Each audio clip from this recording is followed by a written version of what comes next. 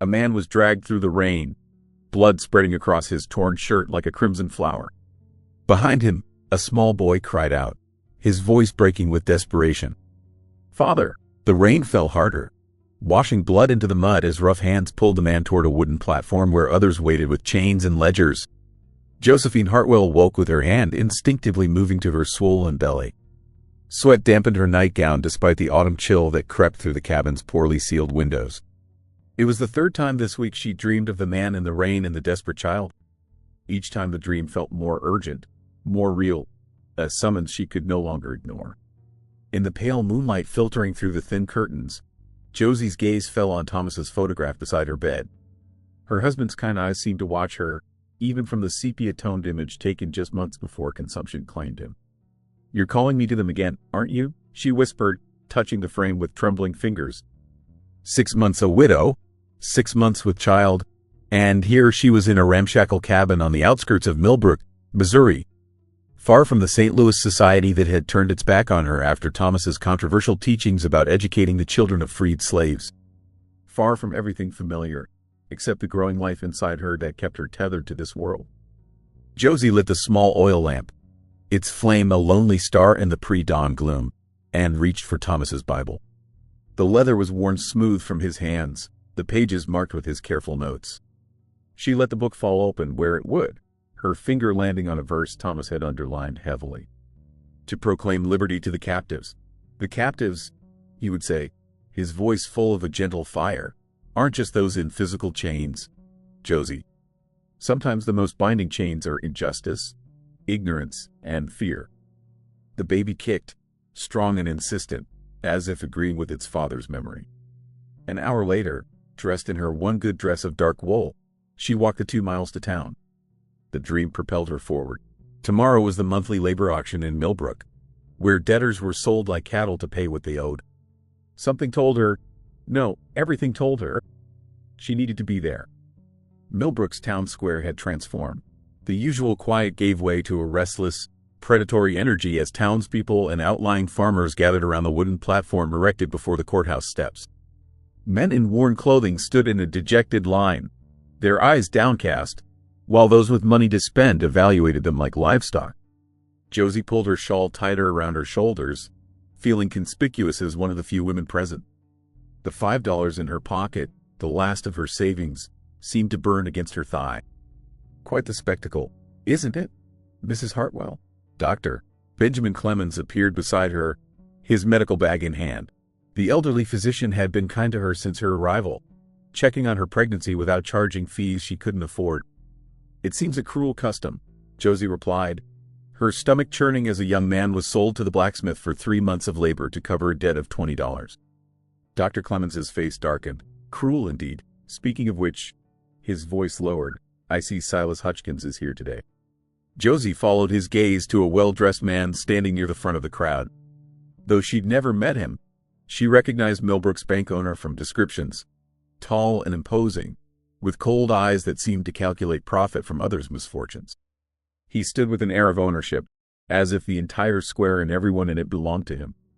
"Does he often attend?" she asked. "Only when someone interesting is being sold," the doctor replied cryptically. "Ah, I believe our next lot is approaching."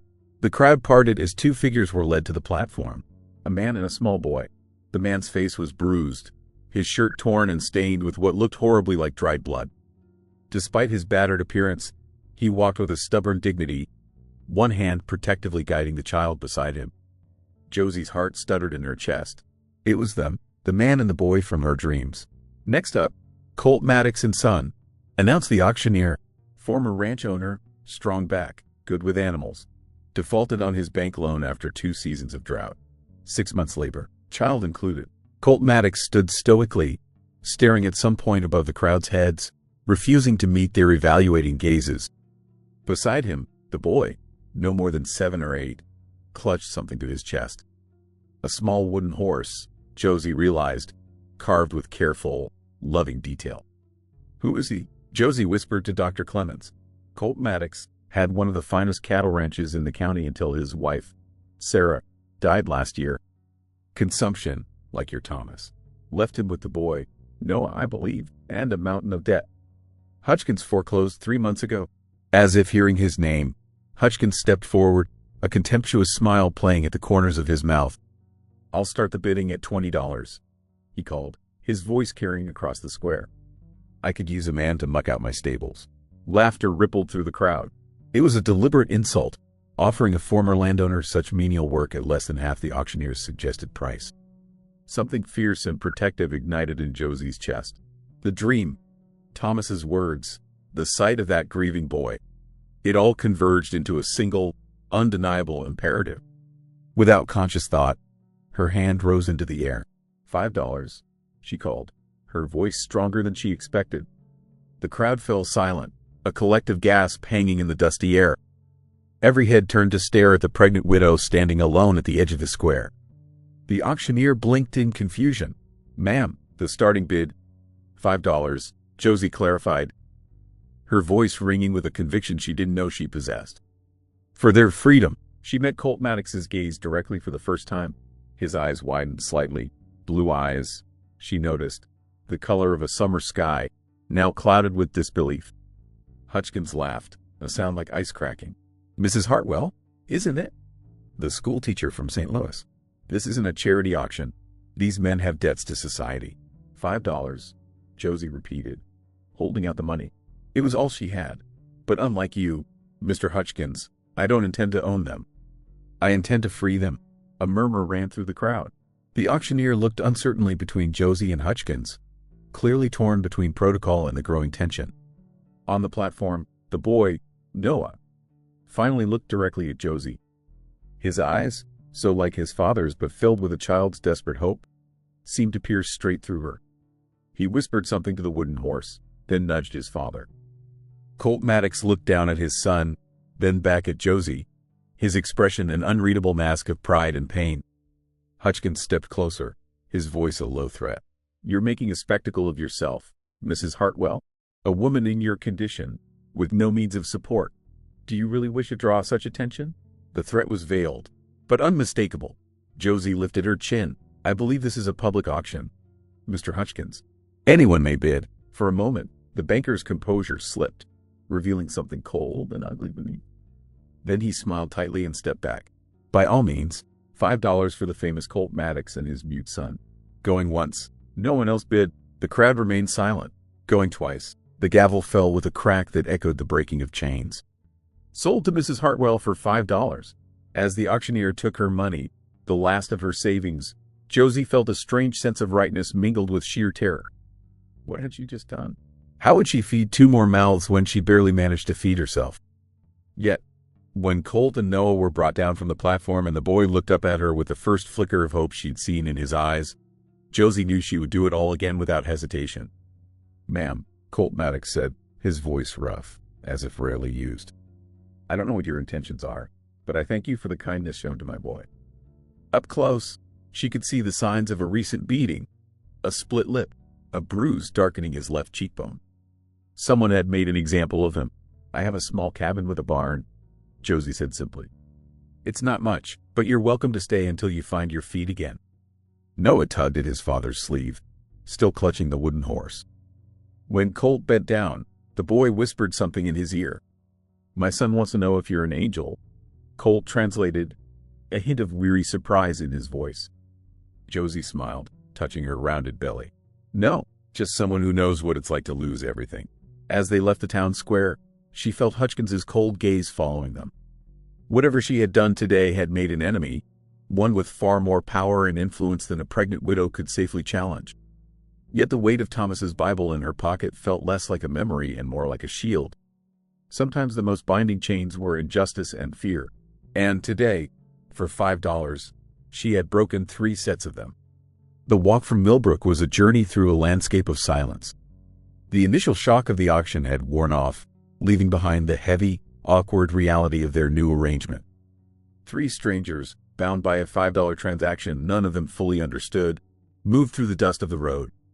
Colt walked with a stiff-backed pride that seemed to defy his injuries, his gaze fixed on the horizon. Josie's steps were measured, her body burdened by the final months of pregnancy and the weight of her decision. Between them, Noah was a small, ghost-like presence, his head bent low as he whispered soundlessly to the wooden horse clutched in his hands. The prairie wind was the only other voice, sighing through the tall grass with a mournful sound. When they finally crested a small rise, Josie's cabin came into view. "It's not much," she said, the apology clear in her voice as she watched Colt take in the sagging porch and patched roof. "It's a roof and walls," he replied, his tone giving nothing away. "We've had less." The cabin was one main room, dominated by a stone hearth and stacks of Thomas's books that seemed to grow from every surface, on shelves, on the floor, under the bed. They were a testament to a life of the mind, a world away from the soil and sweat Colt Maddox had known. He surveyed the space, his blue eyes taking in the worn furniture and the faded curtain partitioning a small sleeping alcove. A home haunted by a different kind of ghost. While Josie prepared a simple meal, Colt helped Noah settle at the table. The boy set his wooden horse beside his plate, positioning it carefully so it seemed to watch over him. The air was thick with unspoken questions. "Your son's horse is beautifully made," Josie commented, serving bowls of bean soup. "Sarah carved it for him," Colt said, the name of his wife hanging between them like a veil. "She had a gift for seeing what was hidden in a piece of wood." They ate in silence, the scrape of spoons against pottery the only sound. Noah ate hungrily but neatly, occasionally breaking off a crumb of cornbread to place before his wooden horse, a silent offering. "Why did you do it?" Colt asked abruptly, setting down his spoon. "Buy us. You don't know us. From the looks of this place, you can't afford it." The directness of the question was a relief. Josie looked up from her bowl, meeting his searching gaze. "I dreamed about you," she admitted, flushing at how foolish it sounded. "Both of you. For 3 nights, I saw you in the rain, being dragged away. I heard Noah calling for you." Colt's expression shifted from skepticism to a guarded confusion. "That was 2 days ago. Hutchinson's men came for us at dawn. It was raining. I can't explain it," Josie said. "My husband, Thomas, always said there were more things in heaven and earth than we could understand. Perhaps he's still watching over me." Noah, who had been listening intently, looked up. He whispered something to his horse, then gave the carved figure a small push, sliding it a few inches across the table toward Josie. "He wants you to hold it," Colt translated, surprise in his voice. "He doesn't let anyone touch it." Josie carefully picked up the wooden horse. The wood was smooth, almost silken, from countless hours of handling. The craftsmanship was remarkable, from the delicate arch of its neck to the individual strands of its carved mane. As she turned it over, she felt a strange sense of connection. To Noah, to the mother who had poured her love into this small object, to something larger than herself. "Thank you, Noah," she said, meeting the boy's solemn eyes. "It's beautiful." The boy nodded, then his gaze dropped to Josie's rounded belly. He reached out a small, hesitant hand, looking to her for permission. "Yes, you may," Josie said, her voice soft. As Noah's fingers gently rested on the taut fabric of her dress, the baby kicked, a strong, definitive thump against his palm. Noah's eyes widened, and, for the first time, Josie saw a smile flicker across his face. A small, wondrous light in the shadows. "Hello," he whispered, the word so soft she almost missed it. It was the first sound she had heard him make with his own voice. The simple moment of connection brought unexpected tears to her eyes. After months of loneliness, of carrying her grief and her child with no one to share either burden, the gentle touch of a boy's hand felt like a benediction. That night, Colt and Noah settled in the barn. It was a practical necessity, but also a relief. The cabin felt too small, too full of ghosts both old and new. As Josie lay in her bed, listening to the wind whisper around the eaves, the terror of her decision returned. She had spent her last dollar on 2 strangers. She had made an enemy of the most powerful man in town. And she was utterly, completely alone. The baby shifted inside her, a comforting, solid presence. Not entirely alone. A soft scratching sound at the door made her sit up, her heart pounding. She reached for the heavy iron poker by the hearth. "Mrs. Hartwell?" a small voice whispered from the other side. Josie's fear dissolved into concern.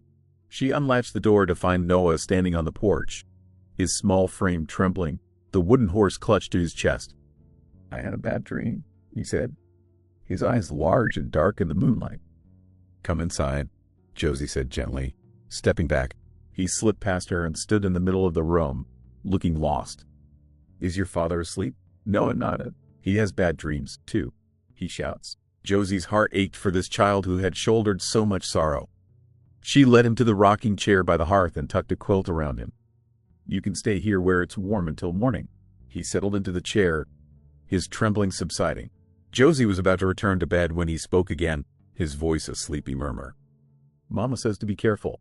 What's that, Noah? He looked at her, his eyes clear and certain in the dim light. Horse told me. Mama says the bad man is watching the cabin. A chill ran down Josie's spine that had nothing to do with the night air. She looked out the window into the vast, dark prairie. It felt empty, desolate. But suddenly, she knew it wasn't. They were not alone. Hutchins was out there, his presence a palpable threat in the darkness. And Sarah Maddox was watching too, whispering warnings from a world beyond. The next morning brought a fragile truce. Colt emerged from the barn, his face etched with weariness, and began methodically fixing the sagging hinge on Josie's cabin door without being asked. He worked with a quiet competence, the rhythmic tap of his hammer a stark contrast to the nervous silence that had filled the space between them. Noah, emboldened by the previous night's sanctuary, followed Josie around her small garden, pointing out weeds with a solemn sense of duty. The unspoken agreement was clear. They would build a life of routine, of shared work, to keep the ghosts and the dangers at bay. They were a household of strangers, held together by a $5 debt and a child's whispered warnings. The tenuous peace was shattered 2 days later by the arrival of a gleaming black stallion in their clearing. Silas Hutchins dismounted with a proprietary air, his polished boots sinking slightly into the soft earth of Josie's yard. He was dressed in a tailored suit, a figure of city wealth and power set against the humble backdrop of the homestead. Mrs. Hartwell, he called, tipping his hat with an exaggerated courtesy that felt more like a sneer. I thought it my civic duty to check on you after your impulsive purchase. Colt immediately moved to stand between Josie and the banker, his posture protective. Noah slipped behind his father, clutching his wooden horse tightly. As you can see, Mr. Hutchins, we are managing quite well, Josie said, stepping forward to stand beside Colt. Her voice was steady, but her hand trembled slightly where it rested on her belly. Hutchins's gaze swept critically over the small homestead, lingering on Colt. Indeed, I see Maddox is already making himself useful. Quite the handy man, though your skills clearly didn't extend to managing your finances. Did they, Colt? Colt's jaw tightened, but he remained silent, his eyes fixed on a point just past Hutchins's shoulder. I've come to make you an offer, Mrs. Hartwell, the banker continued smoothly. I realize you acted out of some misplaced Christian charity, but practicality must eventually assert itself. You are a woman alone, with child, living on the edge of poverty.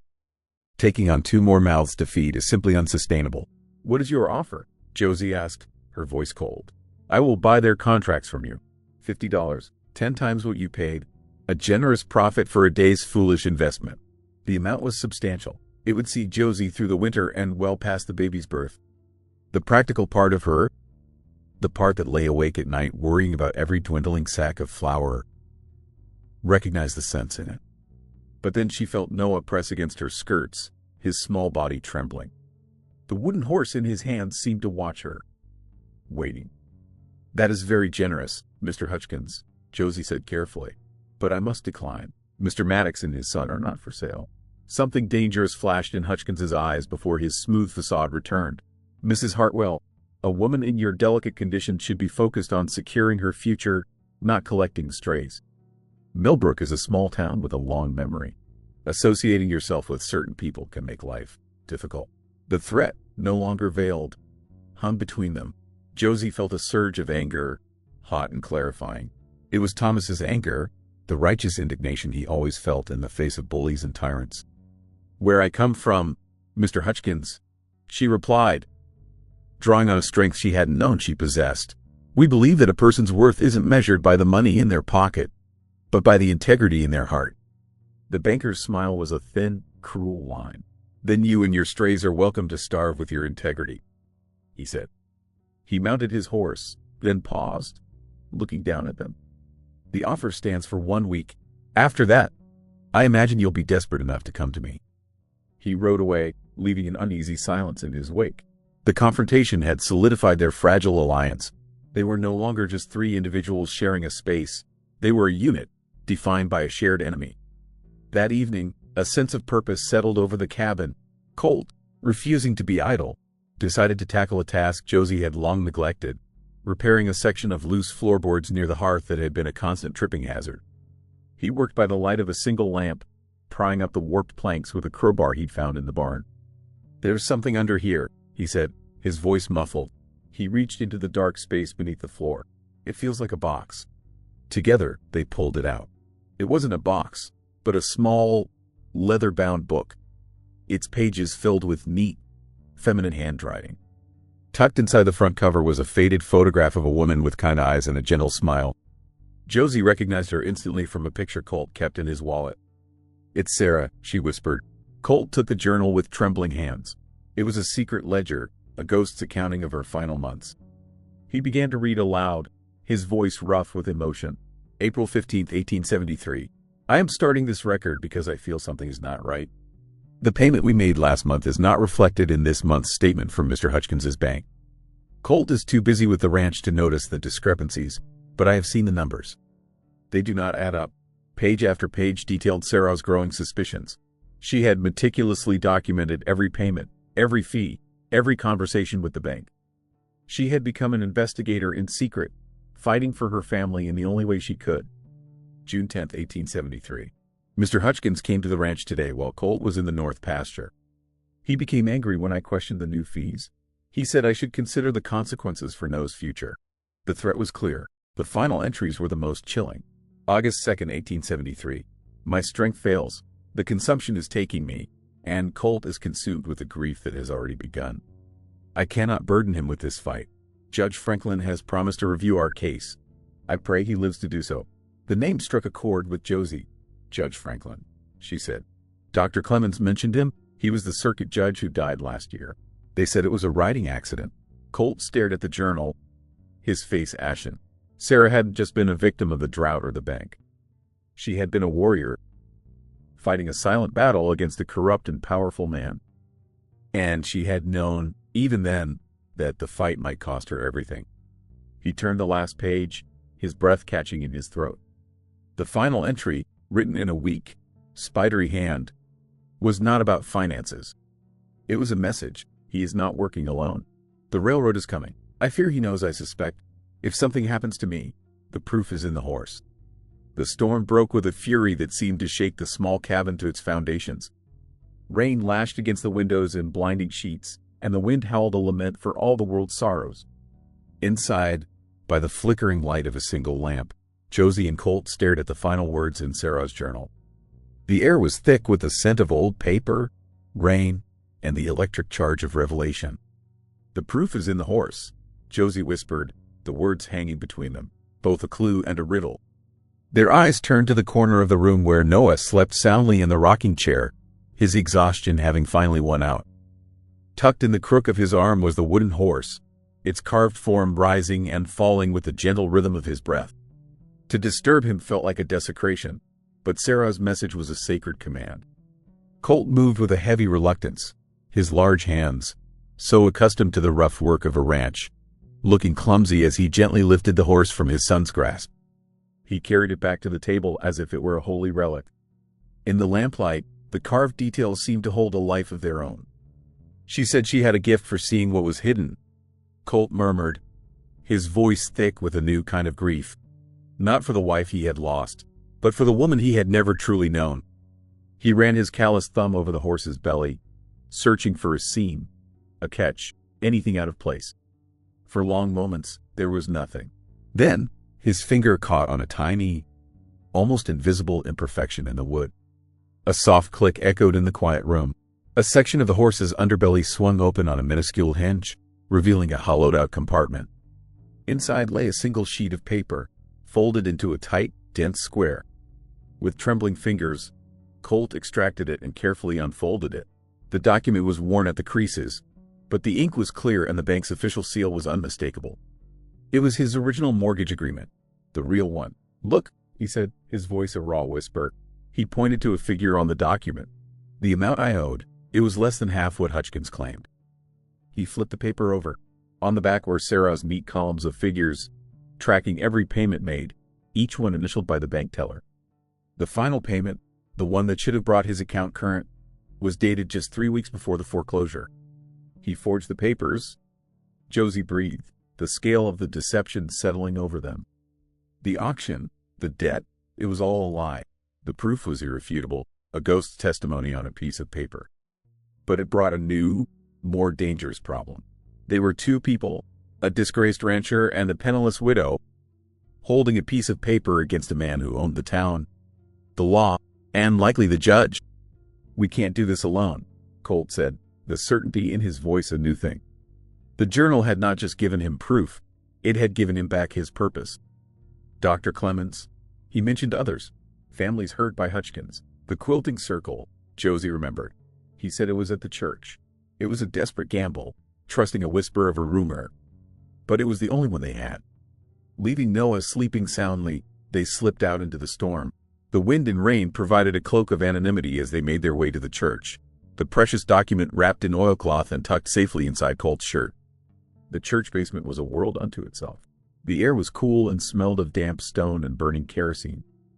Around a large table, illuminated by several lanterns, sat the ghosts of Hutchins's ambition. Martha and Henry Keene, the Martinez family, the elderly Olsons. Nearly 20 people, their faces grim with shared loss. Deputy Wilson, the sheriff's young and clearly conflicted subordinate, stood guard at the door. "Welcome to the quilting circle," Martha Keene said with a humorless smile. "As you can see, we're stitching together something other than fabric." Colt placed Sarah's journal and the mortgage document on the table. "My late wife was investigating Hutchins before she died," he said, his voice steady. "She found this." A collective intake of breath swept the room as the families examined the proof of Hutchins's fraud. Then, the stories began to pour out, a litany of deceit and ruin. Mortgages with inexplicably changing terms. Deeds that disappeared from the county records office. Families ruined by a single, missed payment during an illness or a drought. The full picture was larger and more terrifying than Josie or Colt had imagined. Martha Keene unrolled a copy of a surveyor's map she had found in Hutchins's office. It showed the planned route of the Denver and Rio Grande Railroad. Every property Hutchins had seized lay directly in its path. "He's not just stealing land," Henry Keene said bitterly. "He's clearing the way for the railroad." "It's more than that," said Carlos Martinez, his dark eyes burning with anger. His wife, Elena, a quiet woman who had said nothing so far, placed a restraining hand on his arm. She looked at the map, then at Colt. "Your land," she said, her English heavily accented. "It has a shadow on the map that the others do not." A deeper color. Martha unfolded a second, more detailed map she found hidden in a false bottom drawer. It showed topographical details, geological surveys. The shaded area over Colt's former ranch was marked with a single word, Aurum. "Gold," Josie breathed, the Latin word familiar from Thomas's books. The room fell silent. Hutchins wasn't just a corrupt banker. He was the architect of a massive conspiracy involving the railroad, valuable mineral rights, and, likely, the territorial government itself. It was then that Elena Martinez straightened, her eyes unfocused, as if seeing something beyond the damp stone walls of the basement. "The banker is not the only serpent," she said softly, her voice taking on a strange, rhythmic quality. "He is a man of action, of fists and threats. But the true danger is the one who smiles, the one who uses the law as his weapon." Her gaze settled on Josie, her dark eyes filled with a chilling certainty. "He will use the law to attack the mother. He will try to take the child." The prophecy hung in the air, more frightening than any of Hutchins's direct threats. The law itself, the very thing they hoped would bring them justice, was to be turned against them. The storm outside seemed to have found its way into the basement, a cold wind of fear blowing through the small gathering. Sarah had fought Hutchins with numbers and ledgers, but how could they fight a man who wielded the law itself as a blade? Elena's prophecy came to pass with the cold, impersonal slam of a carriage door. 2 days after the meeting in the church basement, Sheriff Morrison, his face a mask of official duty, arrived at Josie's cabin. Beside him stood a man whose stern demeanor and expensive suit screamed of authority. Dr. Ashworth, a territorial physician from the capital. They carried a court order, signed by a judge Josie had never heard of. a man whose name was undoubtedly on Hutchins's payroll. The document was a masterpiece of legal malice. It authorized an immediate examination to determine if Mrs. Josephine Hartwell, a woman of unstable temperament and questionable associations, was a fit guardian for the child she carried. By extension, it challenged her control over the Maddox assets, the legal term for Colt and Noah, reducing them once again to property. It was an insidious attack designed to strip Josie of her credibility, her autonomy, and her soon-to-be-born child. The cabin felt suffocating, a cage. Dr. Ashworth surveyed the humble interior with disdain, his gaze lingering on Thomas's books as if they were evidence of a disordered mind. Colt stood by the hearth, his body a rigid line of suppressed fury, but they were outmaneuvered. To resist was to prove their guilt, to confirm the court's narrative of instability and violence. "Mrs. Hartwell, if you'll please be seated," Dr. Ashworth began, opening his black leather bag with a snap. Josie's mind raced. This was it, the checkmate Elena had foreseen. Hutchins was using the full weight of the system against them. Just as the doctor approached her, the cabin door burst open. Dr. Clemens stood on the threshold, his face flushed, his breath coming in ragged gasps. He looked not at Josie or Colt, but directly at Dr. Ashworth. "Thank God I found you, Doctor," he panted, leaning against the doorframe for support. "There's an outbreak at the Miller farm. Diphtheria. 2 children are already gone, and 3 more are fading fast. I haven't the skill for it, but with your modern training."